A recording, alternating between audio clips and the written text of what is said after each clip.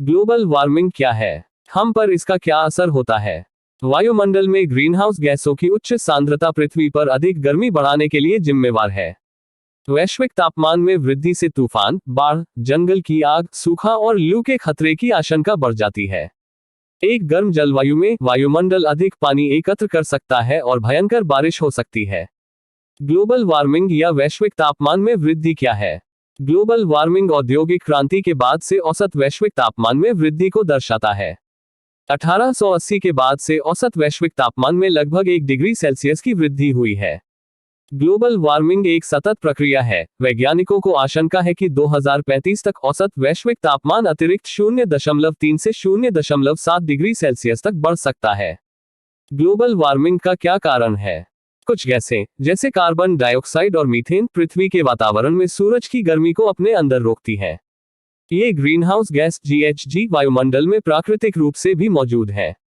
मानव गतिविधियों, विशेष रूप से बिजली वाहनों, कारखानों और घरों में जीवाश्म ईंधन यानी कोयला, प्राकृतिक गैस और तेल के जलने से कार्बन डाइऑक्साइड और अन्य ग्रीनहाउस गैसों को वायुमंडल में छोड़ा जाता है। पेड़ों को काटने सहित अन्य गतिविधियां भी ग्रीनहाउस गैसों का उत्सर्जन करती हैं। वायुमंडल में इन ग्रीनहाउस गैसों की उच्च सांद्रता पृथ्वी पर अधिक गर्मी बढ़ाने के लिए जिम्मेवार है, जिससे वैश्विक तापमान में वृद्धि होती है। जलवायु वैज्ञानिक मानते हैं कि ग्लोबल वार्मिंग के पीछे मानव गतिविधियां मुख्य है। क्या जलवायु परिवर्तन ग्लोबल वार्मिंग से अलग है?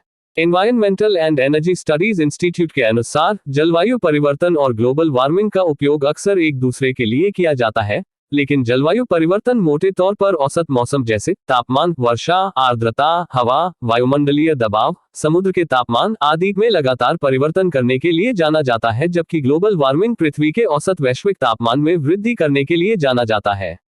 ग्लोबल वार्मिंग का खतरनाक मौसम, तूफान, लू, सूखे और बाढ़ से क्या लेना देना है? वैश्विक तापमान में वृद्धि से तूफान, बाढ़, जंगल की आग, सूखा और लू के खतरे की आशंका बढ़ जाती है। एक गर्म जलवायु में वायुमंडल अधिक पानी एकत्र कर सकता है और बारिश कर सकता है, जिससे वर्षा के पैटर्न में बदलाव हो सकता है। बढ़ी हुई वर्षा से कृषि को लाभ हो सकता है, लेकिन एक ही दिन में अधिक तीव्र तूफानों के रूप में वर्षा होने से फसल, संपत्ति, बुनियादी ढांचे को नुकसान होता है और प्रभावित क्षेत्रों में जनजीवन का भी नुकसान हो सकता है। ग्लोबल वार्मिंग के कारण समुद्री सतह का तापमान भी बढ़ जाता है, क्योंकि पृथ्वी के वातावरण की अधिकांश गर्मी समुद्र द्वारा अवशोषित हो जाती है। गर्म समुद्री सतह के तापमान के कारण तूफान का बनना आसान हो जाता है। मानव जनित ग्लोबल वार्मिंग के कारण यह आशंका जताई जाती है कि तूफान से वर्षा की दर बढ़ेगी, तूफान की तीव्रता बढ़ जाएगी और श्रेणी 4 या 5 के स्तर तक पहुंचने वाले तूफानों का अनुपात बढ़ जाएगा। बढ़ते समुद्र के स्तर से ग्लोबल वार्मिंग का क्या लेना देना है? ग्लोबल वार्मिंग 2 मुख्य तरीकों से समुद्र के जल स्तर को बढ़ाने में योगदान देता है।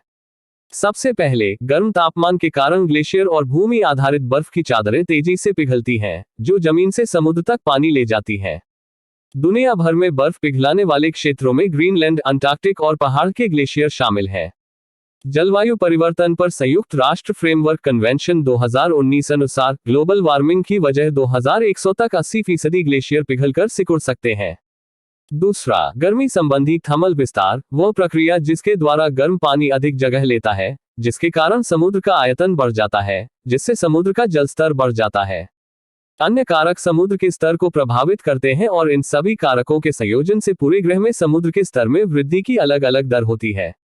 स्थानीय कारक जो समुद्र के स्तर को कुछ क्षेत्रों में तेजी से बढ़ने का कारण बन सकते हैं, उनमें समुद्र की धाराएं और डूबती हुई जमीन की सतह आदि शामिल है।